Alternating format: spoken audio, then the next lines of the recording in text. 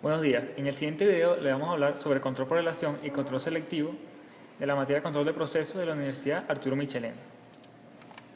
Control por relación consiste en medir la rata de flujo de la corriente no controlada y producir cambios en el flujo en una corriente manipulada para mantener una relación constante entre los dos flujos.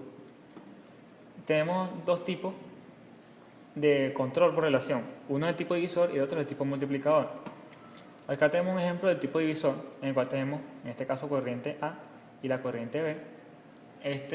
La corriente A es la corriente no controlada y la corriente B es la corriente manipulada. Ambas corrientes se pueden medir, se miden mediante una placa de orificio, ¿verdad? El cual llevan a un divisor, también conocido como relé de relación, el cual alimenta a una relación de referencia, un control de relación, el que a su vez actúa sobre una válvula para manipular la corriente B, para que tengamos la mezcla deseada al final del proceso. En el multiplicador tenemos una gran diferencia, que la corriente manipulada, en este caso la corriente B, tiene una realimentación. ¿Por qué esta realimentación? Este tipo de control por relación se utiliza cuando la corriente B tiene perturbaciones o tiende a cambiar el flujo. Entonces, este control de flujo se va a activar o bien cuando la corriente manipulada tenga alguna perturbación y cambie, ¿verdad? Se va a actuar sobre la válvula para siempre mantener constante el flujo. Y si la corriente no controlada cambia su flujo también, va a un multiplicador que tiene una constante de referencia, la cual es previamente establecida. Esta, a su vez, envía la señal al controlador de flujo y esta actúa sobre la válvula manipulando el flujo. Para continuar, vamos a presentar un par de ejemplos. En el ejemplo 1 tenemos un control de relación de una mezcla de dos reactantes en un reactor.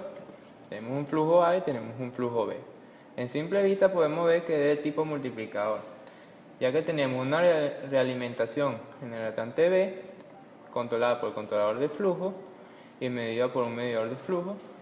Y tenemos un medidor de flujo en el reactante A través de una placa de orificio que va a dar una medida hacia un controlador de referencia, en donde va a estar la referencia deseada se va a multiplicar por la referencia tomada del valor reactante A, de tal manera va al controlador de flujo y poder modificar el valor en B. De esta forma podemos tener una relación en la mezcla del tanque en su salida. En el segundo ejemplo tenemos un control de relación para una purga, es decir, una salida en la alimentación de este. Podemos observar que viene un caudal con un flujo constante y este va a variar debido a la salida de la purga.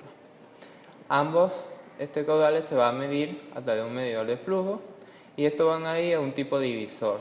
¿Por qué un tipo divisor? Ya que necesitamos obtener la relación entre estos dos para así ir a un controlador de relación y poder purgar la salida o la alimentación de esta. En el tercer ejemplo tenemos una mezcla de dos fluidos en una relación deseada. Tenemos un fluido A y un fluido B. Ambos fluidos van a estar medidos a través de una placa de orificio, que son los transmisores de flujo. Estos van a enviar una señal tanto al relé de relación y al controlador de flujo. Cabe destacar que la relación va a estar dada por B entre A. B va a ser la variable controlada y A va a ser la variable que no podemos controlar. Esa relación nosotros la tenemos que introducir al relé de relación. En este caso es de tipo divisor.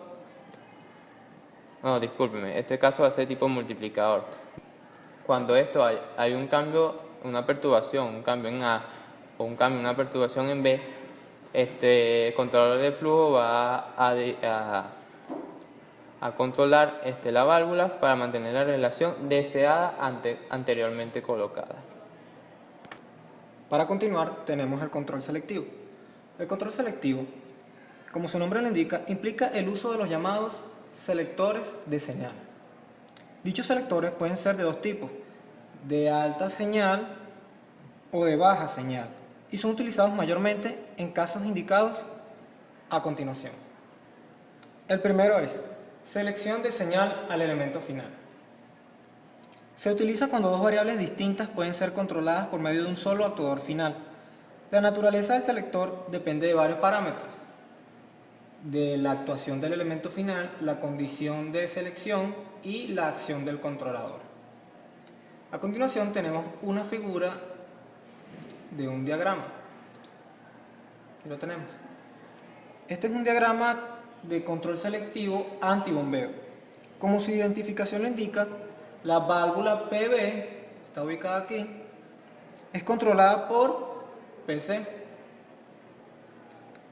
Si la presión en D, la tenemos aquí, es baja, PB se abre para ayudar a mantener la función de FC, que está por aquí, que es un controlador de flujo. Este hace la función de evitar el llamado efecto de bombeo, característica de algunos compresores cuando manejan bajo flujo. El flujo mínimo de operación del compresor es introducido como punto de ajuste FC. Cuando el flujo medido se hace menor que dicho punto, la señal de salida FC comienza a aumentar hasta tomar control sobre PB y restablece el flujo mínimo a través de la recirculación. Por supuesto, en este momento la presión dejará de ser controlada. Ahora tenemos la selección de señal al controlador. Este esquema es típico en sistemas de combustión, calderas y hornos, en los que se requiere asegurar un exceso de una de las variables, como puede ser el aire, al haber cambios de carga, para evitar una combustión incompleta y sus peligros asociados.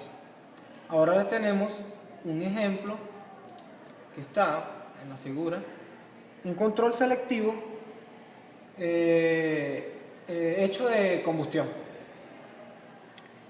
En condiciones de equilibrio, la señal de carga, que es la que tenemos por aquí, es igual a las señales de ambos transmisores, por lo que las salidas de ambos selectores también serán iguales al incrementar la señal de carga.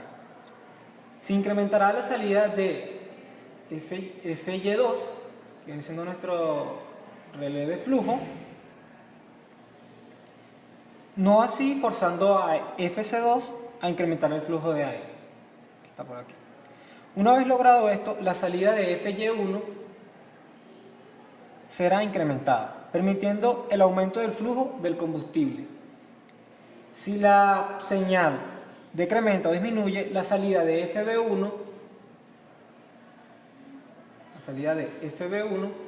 que está por aquí, disminuirá inmediatamente iniciando una secuencia inversa a la anterior.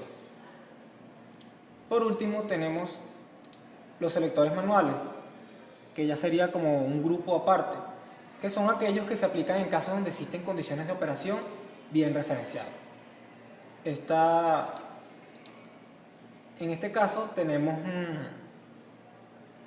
aquí una figura de selectores manuales, en el cual tenemos un tanque, tenemos la válvula, en la cual existen dos operaciones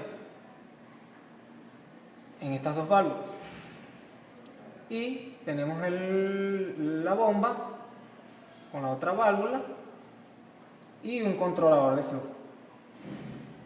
Y esta fue toda nuestra exposición, esperamos que les haya gustado. Gracias.